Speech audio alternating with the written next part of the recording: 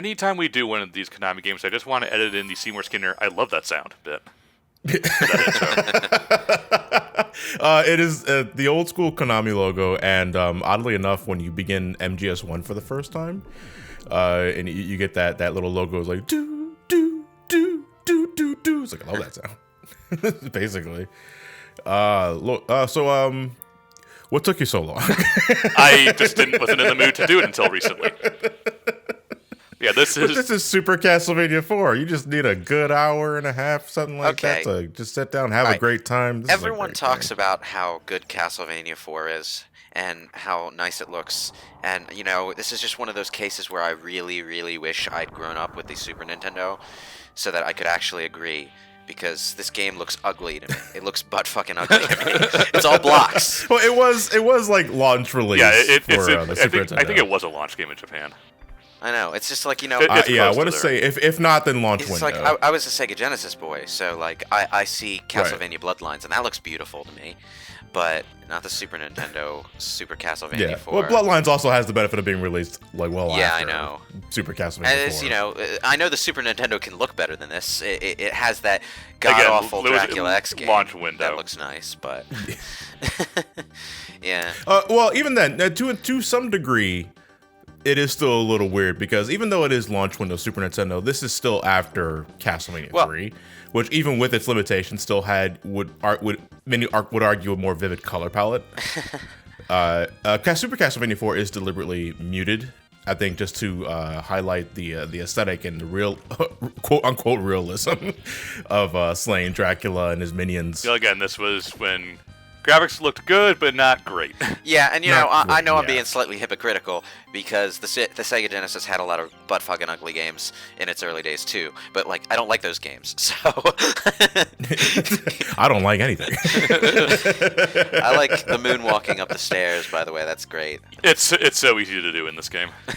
Yeah, Super Castlevania 4 for a lot of reasons is a lot of people's favorite classic Mania, or just favorite Castlevania in general because of the changes it made to the formula. One being you have fluid mid-air controls. Simon control's so good in this game. You know, yeah. Even though I want to mention Grant Dynasty did it first. Nobody likes Grant though. 3. But you know, people say fluid controls. It still feels kind of stiff to me. Like, yeah, it's mid-air control, but it's like Jill of the Jungle mid-air control, man. Like. So you stop on it's Sonic 4 mid-air control, man, you know? And, you know, that's fine. It's Castlevania, it's not still Sonic, but... better than what we had previously, where you just had no control in mid-air. But, you know, the weird thing is, like, after having gotten used to it, I find it easier to play Castlevania without mid-air control, or with, like, Symphony of the Night mid-air control, and not this weird, awkward middle ground. Well, because I think when at the end of the day... No mid-air controls is just a mechanic that you can easily overcome after just maybe a minute. You get used to the feel of it. You start calculating for it. And I will argue to the death that I think Castlevania 1 is just it's perfectly designed around those control schemes. So it's just a matter of how you're able to adapt. Yeah. And you know, I was able to finish Castlevania Chronicles easy enough, but right. Original or arranged mode? Both, actually. Oh, both. Okay, good. Yeah. Kudos. It took a while, but, you know, I did it. Yeah. Yeah.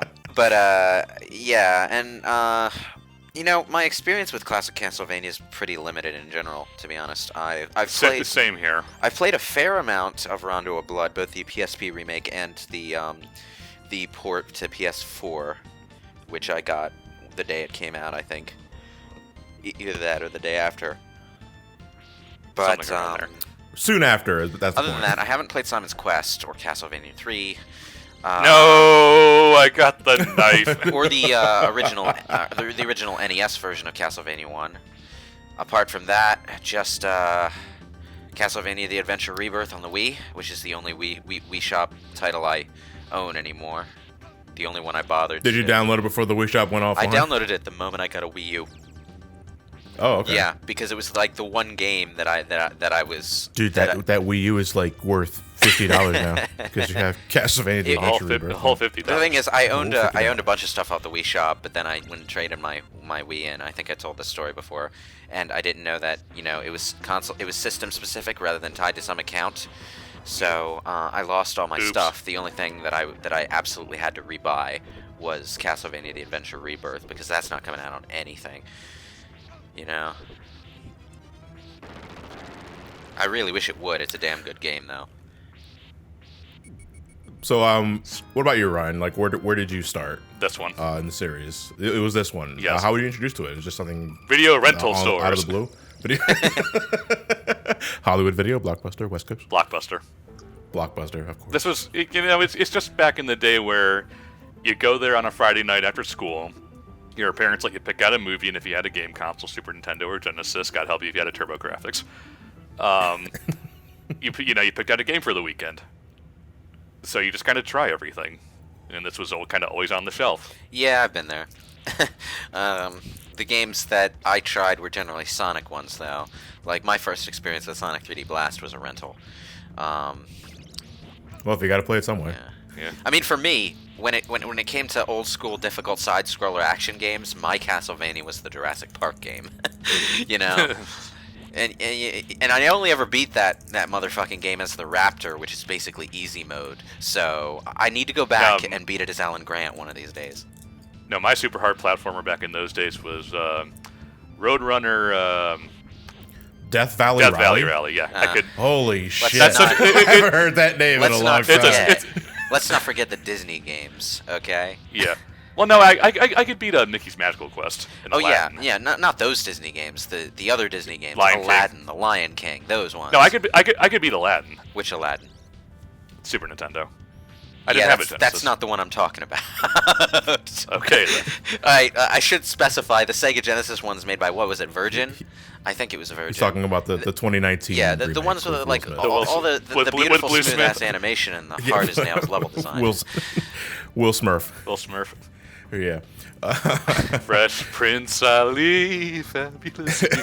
Man. You know, I'm thinking about it though.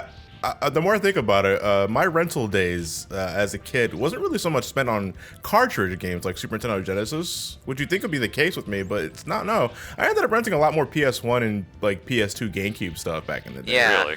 You know, yeah. I think it was.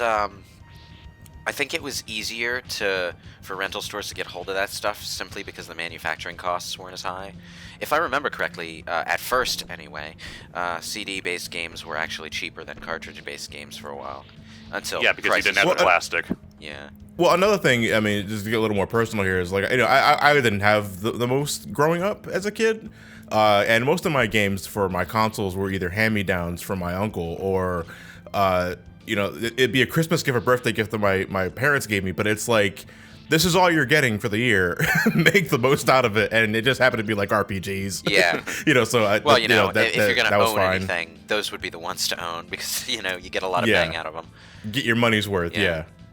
But yeah, in that I mean, sense, to be they fair, I made good didn't. purchasing To be decisions. fair, when I was a kid, I didn't own many Super Nintendo games. We rented a lot of them, and because I was at my cousin's house a whole lot, we kind of split the games a lot. Like she had Donkey Kong Country 2, I had Donkey Kong Country 3. So. Yeah. So when the Nintendo drones are after you, you must split each other apart before they can get all three relics before they can claim Nirvana. Kind of. When it came to And the ultimate power. playing games I didn't own, I didn't rent a lot, but I certainly did play a lot over at a cousin's house because they had a Sega Saturn and I didn't. So that's where my experience with games like Clockwork Knight and Bug. Are you sure you didn't magically stuff. go to Russ's house? Pretty sure. Yeah, no. Unless he turned into a woman. Pretty sure the world's only Sega Saturn rental store is Russ behind the clerk stand, wearing a fake It's mustache. not like they had a lot of games. They didn't even have Nights into Dreams, man. And I really wanted to play Nights into Dreams. But, like, you know, it's their house, their system. I wasn't going to complain about it. Yep, don't want the X, don't want the X. Where are the goods? Just a quick Yeah, you tip. have triple Okay, shot. I'll say this Yeah, level looks actually pretty nice. Just as a tip for anyone interested in playing this game, to get the double and triple shots, you have to hit 10 items with the sub-weapon, and then the next candle you hit with that sub-weapon will have the double or triple shot. Yeah. You know, Which is something we only figured out, like, what? A few years ago. after this game I've been came out? trying to put my finger on something like this graphical style reminds me of something that I've seen elsewhere, and what I'm thinking now is Golden Axe, oddly. A little bit, yeah. Yeah. You think Golden Axe? I think ActRaiser, Well, I've the never Enix seen game. ActRaiser, so I wouldn't know. just talking to the games that I've played. Golden Axe is what I'm thinking right now. Yeah, I can see that. I always think ActRaiser at this time because I don't know they both look kind of similar. I'm talking strictly the 2D side-scrolling sections of ActRaiser, not the sim. Because I don't know, they both characters kind of look the same. They both kind of make the same noises when they get hurt. Only one uses a sword and one uses a whip, and that's pretty much the only difference. Yeah. ActRaiser's good. I'd recommend it. Yeah, I've played entirely too much goddamn Golden Axe for someone who doesn't really like the game. Well, you probably played. Okay, the first step to admitting well, I imagine you played it as a kid. Well, I did, but I also played it when I got like the PS3 Sega Genesis collection. For some reason, it's just the most addictive, mediocre game I've ever played. It's junk food. It's like potato chips. I mean, I'll take this Golden Axe and play it. I mean, Golden Axe is it's kind of bleh, like visually and mechanically. It's just a standard ass beat 'em up with a kind of bland visual aesthetic that uses character designs vaguely reminiscent of Conan the Barbarian. So. Slow. But I don't even know why I was so interested when they tried to make a sequel. What was it called? Beast Rider. Yeah, it was. I've never heard of that. It's a PS3 game. Golden Axe Beast Rider. Oh. It's a single-player action game. Single player. That's kind of waited a long time to get a sequel. Your first red flag is that they made a Golden Axe sequel that's entirely single player when the entire selling point was that couch co-op. But you play as what's her name, Tyrus, the woman, and I don't think it's actually connected to any of the previous games at all. But you play as her, and the gimmick is that is all the obviously the animals you ride, which was a classic element that I kind of like from old Golden Axe. But it's just kind of like the most vanilla action game ever made, and one of the things that it did was color coding enemies based on what attack you're supposed to use to kill them or whatever. Does that sound familiar? That's Guacamelee. Guacamelee? I was thinking DMC Devil May Cry. That's also Guacamelee. Here, play Guacamelee. No, never. I'm pretty sure I own it somewhere from some PlayStation Plus promotion or whatever, but... Yeah, Guacamelee does that. I'm sorry if you were expecting some other answer.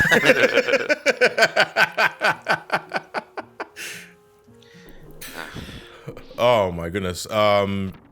Super Castlevania 4 was not one that I played at an early age, again, because my gateway ended up being Symphony of the Night, like many for people. the most part.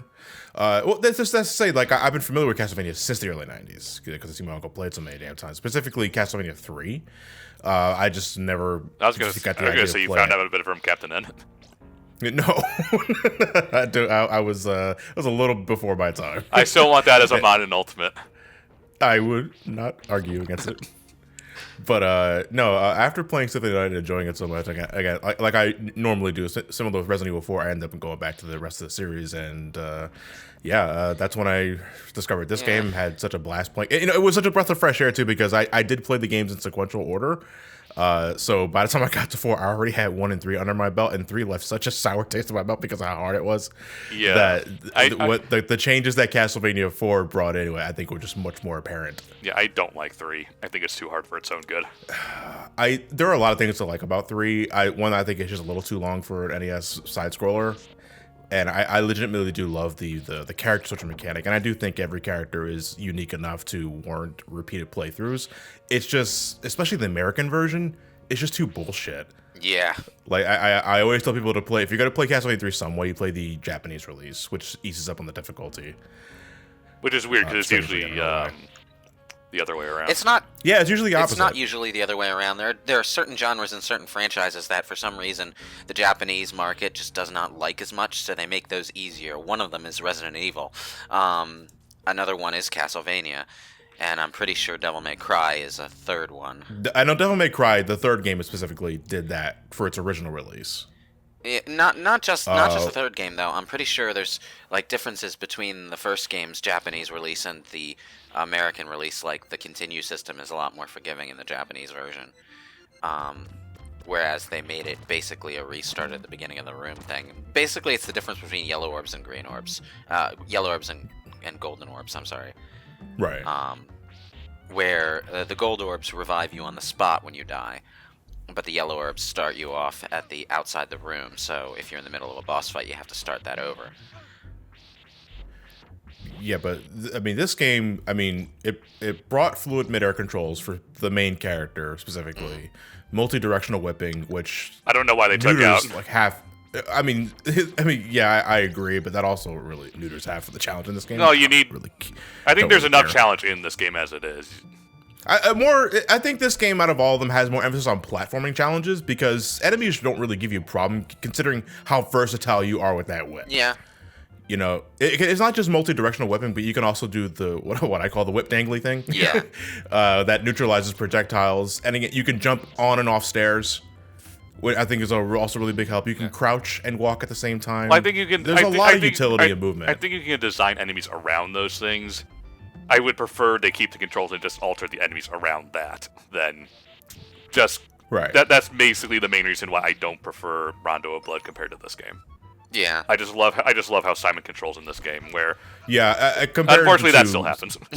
Yeah, well, yeah, you'll never forget knockback. But yeah, comparing the two control-wise, you just can't beat Simon for Super Castlevania 4. I still argue that Rondo Blood's my favorite because I think it just has more interesting level design, and it has I don't know, just more meat around its bones. Because Super Castlevania 4 is fun, but it's a little short.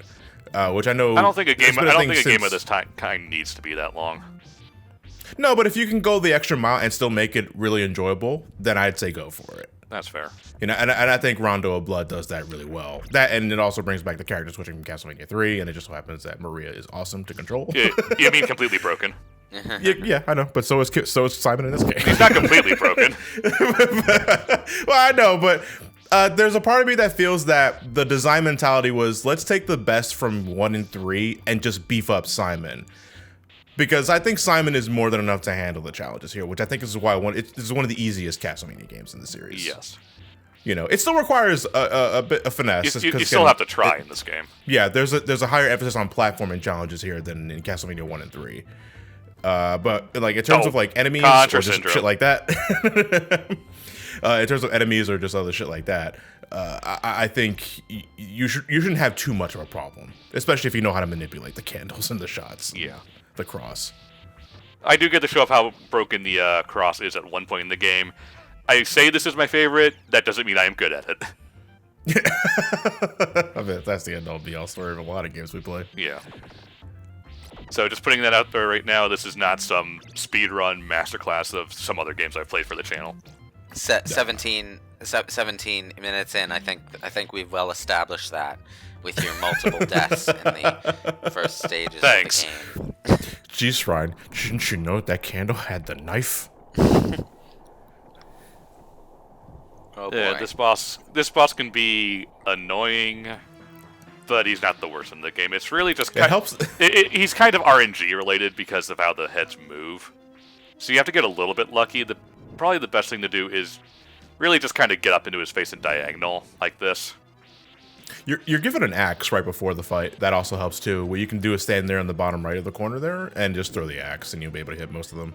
Yeah, you have a bit more coverage if you're where I'm at and doing diagonal, but again, it depends on whether or not he's willing to cooperate. I like how he just turns into a skull and his neck disintegrates. Yes. Man. Always have to pose when you get the orb.